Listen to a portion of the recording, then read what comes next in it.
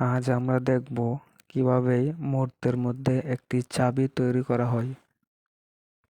চাবি তৈরির কাজ দেখতে যতটা সহজ লাগে, আসলে এর পিছনে লুকিয়ে থাকে সঠিক মাপজোক আর দক্ষতা। প্রথমে কারিগর পুরনো চাবিটি দেখে নেয়, এর এর কাটিং, শেপ সবকিছু মিলিয়ে নেয়।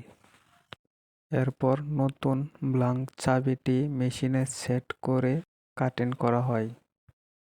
কয়েক সেকেন্ডের মধ্যে এভাবেই তৈরি হয়ে যায় নতুন চাবি। এরপর চাবির ধারগুলো ঘষে মিশ্রণ করা হয়, যেন সহজেই তালায় ঢুকতে পারে। সবশেষ তালায় ঢুকিয়ে পরীক্ষা করা হয়।